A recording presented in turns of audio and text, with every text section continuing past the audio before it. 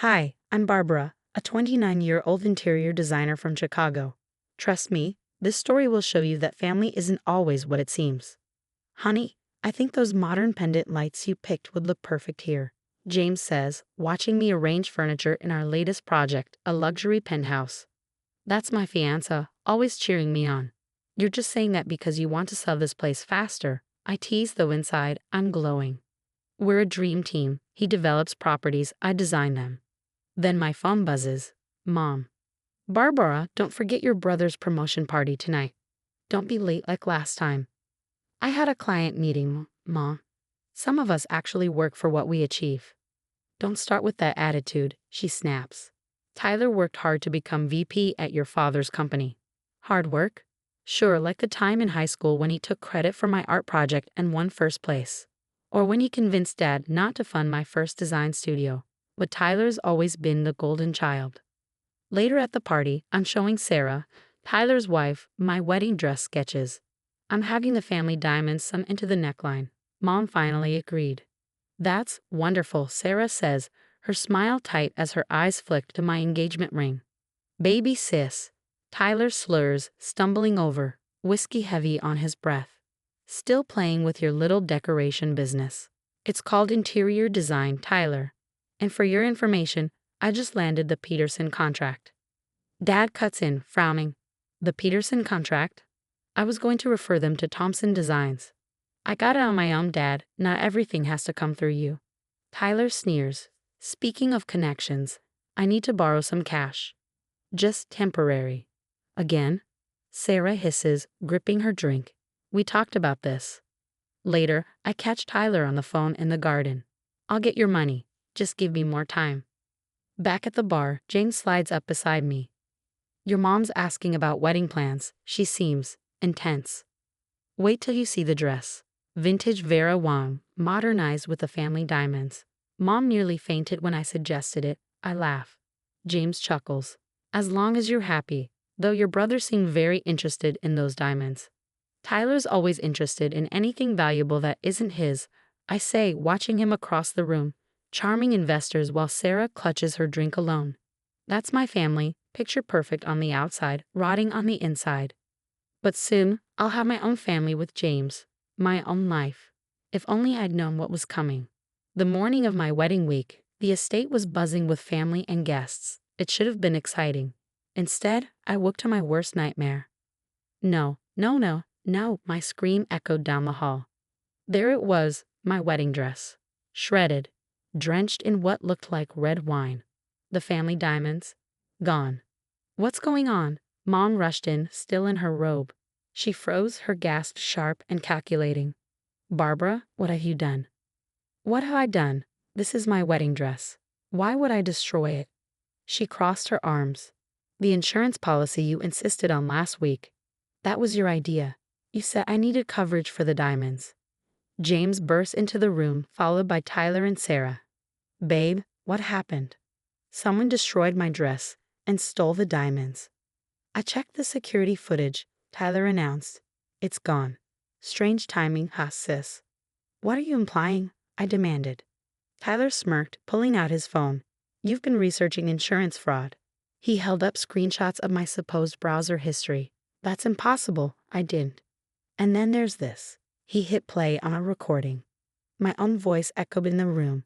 The diamonds alone are worth enough to start over. It was from a conversation with Madison about starting my own firm. I protested, blaring at Tyler. Completely out of context. James stepped back, his face clouded with doubt. Barbara, just tell me the truth. You can't seriously believe this, I snapped. I'm being set up. Dad stormed into the room, his voice thunderous. The police are on their way. This is criminal, Barbara. I stared at him in disbelief. You called the police on me? Alina, our housekeeper, hovered by the door, wringing her hands. Miss Barbara was in her room all night. I brought her tea at midnight. Stay out of this, Elena, Mom snapped, her tone icy. Shaking, I held Madison. They're all against me, I sobbed. Even James is believing them. Girl, something's not right, Madison replied sharply. Tyler was acting weird at the rehearsal dinner. Stay put, I'm coming. The police arrived soon after, taking statements as I sat helplessly. The detective gave me a skeptical look. Miss, your family's evidence is quite compelling. Evidence they fabricated, I muttered, but it felt like no one was listening. Later, Sarah approached me with fake sympathy dripping from her voice. Maybe if you confess, they'll go easier on you. I fixed her with a cold stare. I think you know exactly what happened, Sarah. She flinched, just slightly, before walking away. By the time James found me packing my bags, I was done. The wedding's off, isn't it? I said, not bothering to look at him. Barbara, he hesitated. They're your family. Why would they lie? Because they've been doing it my whole life, and you never wanted to see it, I said, my voice breaking. Madison burst in like a hurricane, her presence a lifeline. I'm getting you out of here. Something stinks, and it's not just your brother's cheap cologne. As I left, Mom's voice followed me. If you walk away now, don't bother coming back. Don't worry, Mother. I won't. Elena slipped me a folded note as I passed. I saw something last night. Call me. Dad's voice was the last thing I heard before the door closed. You're making a big mistake, young lady. We can still fix this if you admit what you did. Madison's dining table was covered in papers, bank statements, transaction logs, and screenshots. Living with her this past week had been my saving grace. Tyler's been moving money around like a shell-game artist, Madison said, pushing a statement toward me. My hands trembled as I scanned the documents. These withdrawals, they're always right before his business trips. And these deposits, Lucky Star Gaming, Royal Flush Casino. My phone buzzed. It was Elena. Miss Barbara, she whispered, her voice shaky. I need to tell you something. Last night wasn't the first time. What do you mean? I asked, gripping the phone tightly. Mr. Tyler, he's been having these calls late at night in the garden. Last week, I heard him begging someone for more time. They said something about breaking legs. He was crying. Did you tell my parents? They don't listen to the help, miss. But there's more. The night your dress was destroyed, I heard him again. He said, it's done. You'll get your payment tomorrow. Madison's eyes widened. Barbara, look at this. She pointed at more records. Tyler's been visiting First Choice Pawn every Tuesday for the past month. The family diamonds. And this deposit, I said, my heart sinking. It's massive, and it's the day after my dress was destroyed. My phone dinged with a text from Sarah. We need to talk. Tyler's acting strange. Don't respond, Madison warned. It could be another setup. Before I could decide, Tyler's name flashed on my screen. Against my better judgment, I answered, putting it on speaker. Madison hit record. You need to back off, Tyler hissed. Or what? I shot back, going to destroy another dress. Listen here, he snarled. You have no idea what you're dealing with. Keep digging, and things will get a lot worse than a ruined wedding. Are the loan sharks squeezing you that hard, brother dear? His breath caught. You don't know anything. Of what I do, I said, my voice dripping with contempt. First Choice Pawn. The casinos. The late-night calls. If you don't shut your mouth, Tyler, your little empire will crumble. Accidents happen, sis, he growled. Consider this your only warning. The line went dead, and Madison was already gathering the evidence. That's it. We're taking this to your parents. Now. Back at my parents' house, it was the same old story. These bank statements are clearly forged, Dad dismissed, barely glancing at the evidence Madison had uncovered. She could have faked them at her job. I played the recording of Tyler's threats, my voice trembling with frustration. Mom actually laughed. You've always been jealous of your brother's success, she said with a smug smile. This is a new low, even for you. He threatened me. I protested. Dad folded his arms. He's under stress, thanks to your baseless accusations. If you drop this nonsense now, we might still salvage this family's reputation. Your reputation? I snapped. What about my life?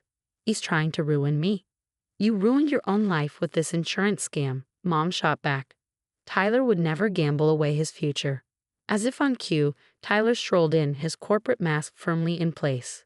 Still spreading lies, sis. I didn't respond. Instead, I turned my phone toward him, hitting play on the casino security footage Madison had dug up. His face went white. Get out of my house, Dad thundered, pointing to the door, and take your forged evidence with you. As I walked out, Tyler's phone rang. He hesitated before answering. "Mr. Chang, please," he whispered, his voice cracking. "I just need one more day." I smiled. The walls were closing in on my dear brother, whether my parents wanted to see it or not. 6 months later, I stood in what would soon be Chicago's hottest new restaurant, surveying the exposed brick walls and industrial accents. "This detail is exactly what this space needed," I told my newest client. My phone buzzed. "David, still on for dinner? I've got some interesting news about your family's company." Dating a district attorney has its perks, especially one who understands toxic family dynamics. Madison's matchmaking skills, as always, were spot on. "3 guys in leather jackets showed up at your dad's office today," David told me over dinner. "Security had to escort them out. They were shouting about Tyler's debts."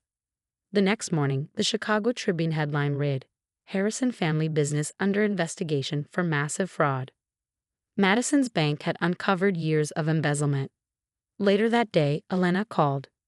"Miss Barbara, remember the backup system Mr. Harrison had installed last year? I saved all the footage. The police have Tyler on camera destroying your dress." My phone rang again. "Mom, decline." Then Dad, decline. A text from Tyler. "Please, I need help. They're going to arrest me." By evening, every channel was covering the story. Prominent Chicago family in shambles. VP son faces criminal charges. I sat in my new office, thinking about the scared girl who once begged for her family's approval. She's gone now. My first mentee arrived, a young designer with big dreams. As I shared my story, teaching her to recognize red flags and value herself, I realized something profound. Sometimes, losing everything is life's way of showing you what you never needed in the first place. And now, I have a question for you. What would you do if your entire family united against you and the person you were about to marry started doubting you? Would you fight to prove your innocence like I did? Or would you walk away and start fresh without looking back? Let me know in the comments below. Your support means everything to this channel. If you'd like to hear more stories about overcoming toxic family dynamics and emerging stronger, don't forget to hit subscribe and turn on notifications. I read every comment and can't wait to hear your thoughts. Where do you draw the line between forgiveness and self-preservation? Would you give your parents a second chance after everything fell apart? Let's talk about it.